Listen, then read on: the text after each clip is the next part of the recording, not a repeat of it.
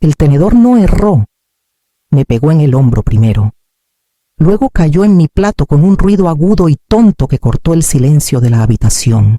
Levanté la vista antes de sentir el ardor, como si mi cuerpo ya supiera que esto iba a ser peor que el dolor. Mi nieto estaba parado en su silla, agarrando el borde de la mesa.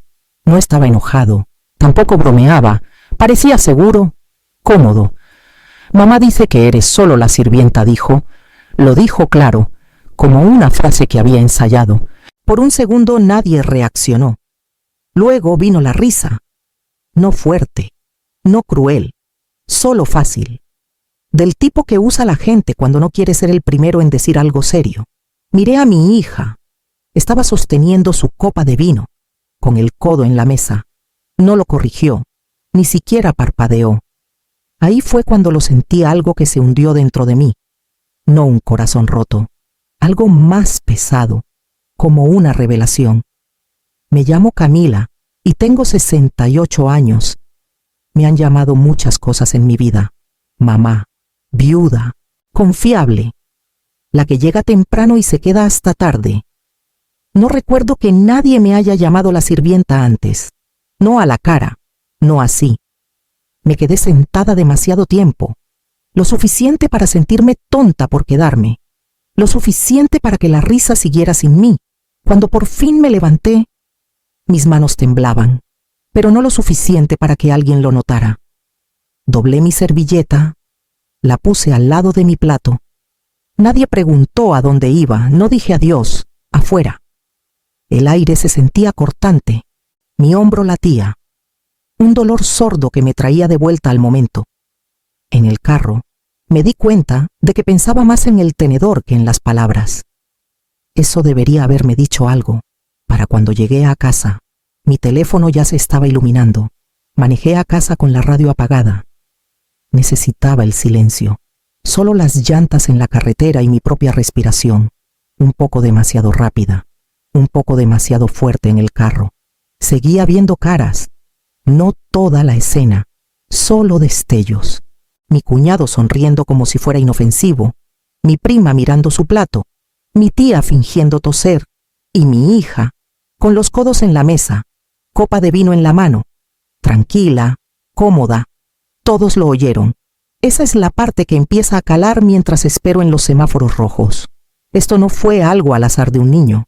No era nuevo. Solo por fin se dijo en voz alta. Pensé en todos los comentarios pequeños que había ignorado a lo largo de los años. Puedes agarrar los platos. Mamá, eres buena limpiando. Siempre lo has sido. Solo ayúdame un ratito. Me decía a mí misma que era normal. Las familias hacen eso. Me gusta ayudar. Honestamente, siempre me ha gustado ser útil. Crié a una hija sola. Ayudar es como sobreviví la mitad de mi vida. Pero en algún momento, ayudar dejó de ser temporal. Se convirtió en expectativa, un rol. Uno que nunca cuestioné, porque no me opuse, ni una vez. Mi teléfono vibró en el asiento del pasajero. No lo contesté. Ya sabía quién era, o al menos quién no era. Nadie llamaba para preguntar si estaba bien. Llamaban para explicar, o suavizarlo, o hacerlo más pequeño. Me dije que estaba siendo dramática. Lo he hecho toda mi vida. Encoger el momento, encogerme a mí misma, decir, no fue tan malo, decir, es solo un niño. Pero luego vi la cara de mi nieto de nuevo, no enojado, no confundido, confiante. Eso fue lo que me impactó. No estaba probando límites. Estaba afirmando un hecho, uno que creía que ya estaba acordado. Los niños no inventan esa certeza, la toman prestada. Entré al garaje y me quedé sentada ahí con el motor encendido, manos en el volante, pensando en cuánto tiempo puede existir algo feo antes de que por fin lo llames por su nombre. Porque una vez que lo haces, no puedes dejar de verlo. Y ahí fue cuando mi teléfono vibró de nuevo. Por fin miré mi teléfono. Un mensaje de mi hija. Debes saber cuál es tu lugar. Eso fue todo, sin disculpa, sin explicación, sin es solo un niño. Solo una frase soltada como si fuera obvia, como si yo estuviera atrasada en algo que todos los demás ya entendían. Lo leí una vez, luego otra, Luego una tercera vez, despacio, como si tal vez las palabras se reorganizaran si las miraba lo suficiente. No lo hicieron. Esta fue la parte que dolió. No el tenedor, no la risa. Esos fueron ruidosos, públicos. Esto era callado, personal, deliberado. La crié casi sola. Cometí errores, muchos. Elegí al hombre equivocado. Trabajé demasiado. Me cansé más rápido de lo que debía, pero estuve ahí, en cada reunión escolar, en cada noche de enfermedad. Le enseñé a leer, a decir gracias, a disculparse cuando cruzaba una línea.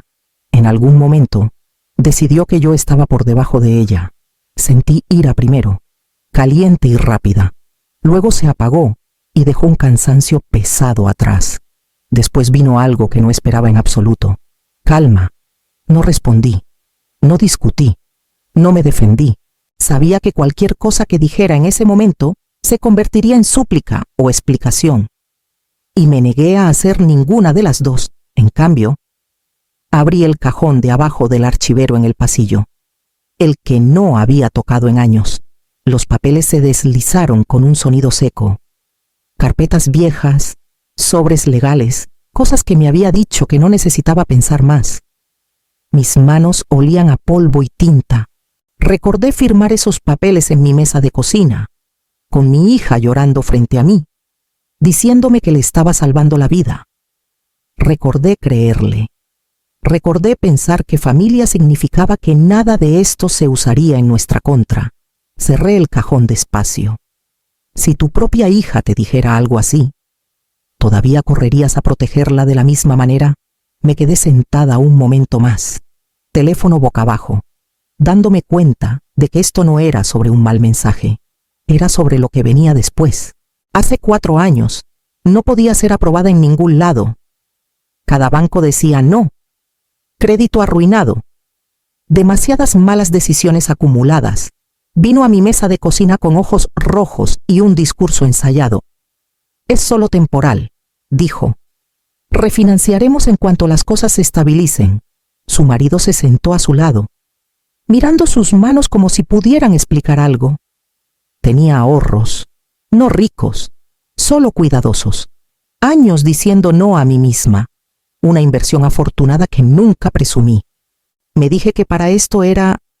La compraré, dije. Incluso entonces mi voz tembló un poco. Pero no será un regalo, asintió rápido. Por supuesto que no, por supuesto. Compré la casa al contado, papeles limpios, sin atajos, un préstamo privado, pagos mensuales más bajos que la renta, suficiente para que respiraran, pero no tanto como para lastimarme. Mi abogado explicó todo 2 veces. Firmaron todo sin leer demasiado de cerca. Lloró cuando terminó. Me abrazó demasiado fuerte. Dijo, me salvaste la vida. Dijo que nunca lo olvidaría. Le creí. Lo juro. En algún momento esa historia cambió. No de golpe, lentamente, en silencio, en pedazos.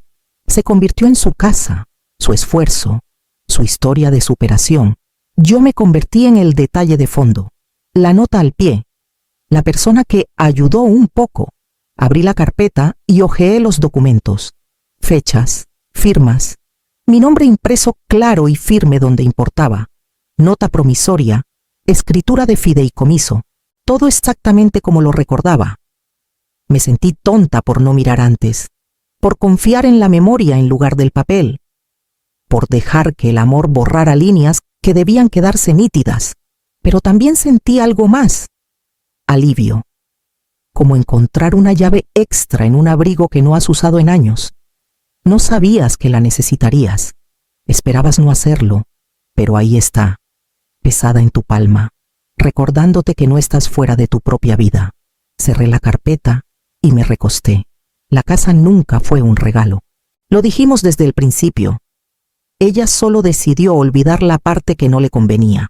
¿Alguna vez has ayudado tanto a alguien que empiezan a actuar como si tú les debieras? Saqué el registro de pagos de la carpeta y lo puse plano en la mesa, sin drama, solo números y fechas, fríos, honestos. 47 días tarde. Conté 2 veces como si eso lo suavizara. No lo hizo. Le había mandado recordatorios, casuales. Oye, solo checando.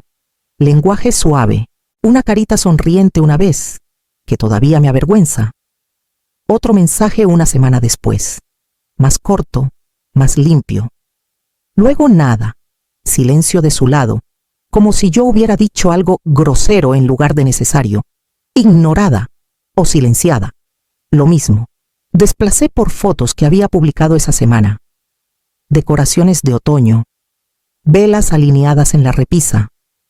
Una mesa puesta para invitados. Botellas de vino que reconocí por la etiqueta porque yo solía comprar la versión barata. Tenía dinero. Solo no para lo que realmente importaba. Me dije no conectarlo con la cena de Navidad, no con el tenedor, no con el mensaje. Me dije que las finanzas son aburridas y separadas y adultas, y esto era emocional. Pero no pude mantenerlas aparte. El irrespeto viaja con la irresponsabilidad, siempre. Cuando alguien deja de valorar lo que das, deja de cuidarlo, deja de cuidarte a ti. Mi teléfono vibró. Otro mensaje de ella. Hablaremos después. Eso fue todo. Sin fecha, sin disculpa, solo postergación, como si esto fuera un inconveniente menor que podía empujar de la mesa. Me senté en mi mesa de cocina. La misma que he tenido por 15 años, la misma silla también. Crujió cuando me recosté, pero aguantó. Siempre lo hace. Pensé en cuánto confío en cosas que aparecen en silencio cada vez que se necesitan. No alcé la voz. No lloré, ni siquiera me sentí dramática. Solo decidí, no en voz alta, no con ira, solo decidí. Cuando alguien sigue cruzando líneas, ¿cuántas oportunidades son suficientes? Tecleé una frase. La borré. La tecleé de nuevo. Mis pulgares se quedaron suspendidos como esperando permiso que no iba a dar. La versión final se quedó simple. Sé cuál es mi lugar. Revisa tu hipoteca, sin emojis, sin explicación, sin palabras suaves. La miré por un minuto completo antes de enviar. Como si el teléfono objetara, no lo hizo. Me quedé sentada, esperando el rush, ira, alivio, algo. Nada vino, solo silencio. Llamé a mi abogado después, Rafael. No había hablado con él en años. No desde que cerramos la casa. Contestó al segundo timbre. Camila dijo, sorprendido pero cortés. ¿Todo bien? No realmente dije, necesito hacer valer el acuerdo. Hubo una pausa, papeles moviéndose. No preguntó cuál acuerdo. Se acordaba. ¿Está atrasada? Preguntó. 47 días. Otra pausa, más larga esta vez. ¿Estás segura de que quieres hacer esto? Esa pregunta casi me atrapó. Casi se sintió como una apertura para explicarme, para justificar, para hacerla sobre sentimientos en lugar de hechos. Sí dije, estoy segura. Lo dije antes de pensarlo demasiado, antes de que la parte de madre en mí interviniera y complicara las cosas. Está bien, dijo. Su tono cambió. Profesional, sólido. Redactaré el aviso. Cuando colgamos, mi hombro latió de nuevo. Un recordatorio sordo de que no había imaginado nada de esto. Intenté dormir, pero no conseguí mucho. La casa estaba callada de esa manera que se siente juzgadora, como si estuviera viendo qué harás después. Seguí pensando en el mensaje que envié. Cuán calmado era, cuán limpio, cuán diferente se sentía de todas las explicaciones que he hecho toda mi vida. Parte de mí se sintió cruel. No mentiré sobre eso. Otra parte se sintió tarde, como algo que debía hacer hace mucho y me convencí de no hacerlo. Por la mañana, mi teléfono ya se estaba iluminando de nuevo. ¿Crees que las decisiones calmadas asustan más a la gente que las enojadas? Mi teléfono se iluminó antes de que saliera el sol. Llamadas, mensajes, buzones de voz acumulándose tan rápido que se emborronaban. El nombre de mi hija, el de su marido. Un número que no reconocí. Luego mi hija de nuevo, una tras otra, sin pausas esta vez. No contesté. Todavía no. Sabía que había pasado sin que nadie lo dijera. El banco le había llamado. Eso fue todo lo que tomó, sin discutir. sin explicar. Solo una voz profesional al otro lado diciendo palabras que nunca esperó oír. Incumplimiento, aceleración, plazo. El poder cambia rápido cuando el papeleo habla. Hice café y lo quemé. Lo dejé encendido demasiado. El olor llenó la cocina y no me molesté en arreglarlo. Lo bebí de todos modos. Parada en el mostrador. Teléfono vibrando como si estuviera vivo. Un buzón de voz por fin se filtró del marido de ella. Su voz se quebró a la mitad de mi nombre. Camila, esto tiene que ser un error, dijo. El banco dice que el saldo completo vence. Hablan de ejecución hipotecaria. Por favor, llámanos. Un error. Esa palabra de nuevo. A todos les encanta esa palabra cuando llegan las consecuencias. Mi hija mandó mensaje después. Más largo esta vez. Sin bordes afilados. Solo pánico. ¿Por qué nos harías esto? No me advertiste siquiera. Mamá, contesta el teléfono. Miré la pantalla. El alivio me sorprendió. Vino primero, antes de que la culpa pudiera alcanzarlo. Alivio de que alguien por fin tomara esto en serio. Alivio de que no se rieran de mí. Alivio de que el tenedor no hubiera sido el final. Luego llegó la culpa, justo a tiempo. La crié. Le enseñé a decir por favor, a pagar cuentas, a mirar a la gente a los ojos. Este desastre no vino de la nada. Aún así, no lo detuve. Dejé que las llamadas sonaran. Dejé que los mensajes se acumularan. Dejé que el silencio hablara por una vez. Las consecuencias no necesitan coaching, no necesitan discursos ni emoción. Solo llegan y se sientan como si pertenecieran ahí. A media mañana, las llamadas bajaron. El pánico no tenía a dónde ir. Por fin me senté, teléfono boca arriba en la mesa, y esperé lo que viniera después. ¿Alguna vez has sentido alivio y culpa al mismo tiempo y te has odiado por ambos?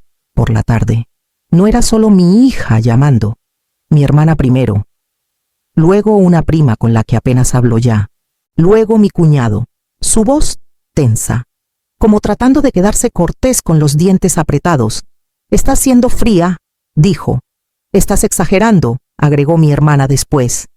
«Esto es demasiado», dijo alguien más, como si eso lo resolviera. Gracioso como nadie dijo eso sobre el tenedor. No discutí, no me defendí. Me apegué a los hechos. «Está atrasada 47 días», dije. «Hay un acuerdo firmado. El saldo vence si se pierden pagos. Fechas, números, líneas limpias, eso es todo». Querían sentimientos. Querían que dijera que estaba herida, que estaba enojada, que actuaba por despecho. No les di nada de eso. Los sentimientos fueron lo que me trajeron aquí en primer lugar. Una llamada terminó con una pausa. Luego mi hermana lo dijo, suave, como ofreciendo algo razonable. «Pero es tu hija». No respondí de inmediato. Dejé que el silencio se estirara hasta que se sintiera incómodo. «Y yo soy su prestamista», dije. La línea se quedó callada. No callada enojada, callada pensante. Del tipo que tiene la gente cuando una historia deja de funcionar. Nadie tenía respuesta para eso. No estaban listos. En su versión, yo debía ser emocional, irracional. Una madre que se pasó, no alguien parada en papeleo y consecuencias. Colgué y me quedé sentada más de lo necesario. Me sentí más vieja en ese momento, más pesada, como si algo por fin se hubiera sentado y no estuviera segura de gustarme el peso, pero también me sentí más clara que en años. Podían llamarme fría, dramática, cruel. Esas eran solo palabras. He oído peores, he tragado peores. Esta vez no me doblé. ¿Por qué familia solo importa cuando eres tú la que se dobla? Llamó tarde. No gritando esta vez, llorando. Casi no contesto. Vi el teléfono vibrar por la mesa antes de agarrarlo. Mamá dijo, y su voz se quebró en la palabra. «Por favor». Me quedé callada. Estaba celosa, dijo. Odiaba que fueras la que mantenía todo unido. Odiaba necesitarte. Tomó un aliento tembloroso. Necesitaba que fueras más pequeña. Necesitaba sentirme por encima de ti. Eso pegó más fuerte de lo que esperaba. No porque fuera cruel, porque era honesto. Luego dijo la parte que ya había adivinado, pero aún no estaba lista para oír. Dije esas cosas en casa, admitió. No solo una vez. Bromeé sobre eso. Dije que te gustaba ser útil. Leonel solo lo repitió. Eso dolió más que el tenedor, más que el mensaje, porque significaba que el irrespeto tenía ritmo, una rutina, algo dicho lo suficiente para sentirse normal. Escuché, no interrumpí, no la consolé. Cada instinto en mí quería saltar, suavizarlo, decir que estaba bien. Ese es el reflejo que construí por décadas, pero no lo hice. Sigo siendo tu madre, dije por fin, pero no voy a hacer esto más. Se quedó callada, esperando. Le dije los términos, despacio, claro. Harás el nuevo pago cada mes, a tiempo, sin excusas. Si te atrasas aunque sea una vez, esto empieza de nuevo. Y te disculparás, públicamente, frente a la familia. Dirás qué hiciste y por qué estuvo mal. Aceptó demasiado rápido. Sí, por supuesto, lo que sea. El miedo hace eso. Convierte el orgullo en obediencia en segundos. No me sentí victoriosa. No me sentí satisfecha. Me sentí cansada, pesada de una manera que el sueño no arregla. Me agradeció una y otra vez antes de colgar. Me quedé sentada con el teléfono en la mano, mirando a la nada. Quería creer que su disculpa significaba algo. Quería creer que el miedo no era la única razón por la que apareció. Una disculpa significa menos cuando viene después del pánico. El papeleo cambia primero. En silencio. Correos de ida y vuelta con mi abogado. Términos actualizados, nuevas fechas, todo limpio, todo oficial. Después de eso, las llamadas paran. Mi teléfono vuelve a ser solo un teléfono en lugar de un sistema de alerta. La Navidad se acerca. Lo sé porque mi hija me manda mensajes sobre horarios, sobre quién trae qué, como si estuviéramos deslizándonos de vuelta a algo familiar. Aún no se ha disculpado. No públicamente, ni privadamente tampoco. Más allá de esa noche al teléfono, no se lo recuerdo. Estoy harta de recordar. No sé si realmente pasará, y no sé cómo me sentiré si pasa.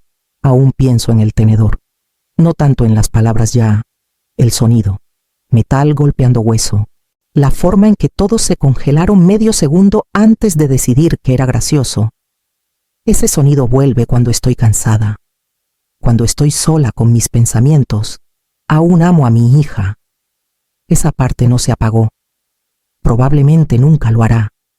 Pero el amor se siente diferente ahora, más pesado, como algo que cargas con cuidado en lugar de algo que te carga a ti. No me siento orgullosa de lo que hice, tampoco avergonzada. Eso me sorprendió. Pensé que caería en un lado u otro. En cambio, solo me siento despierta.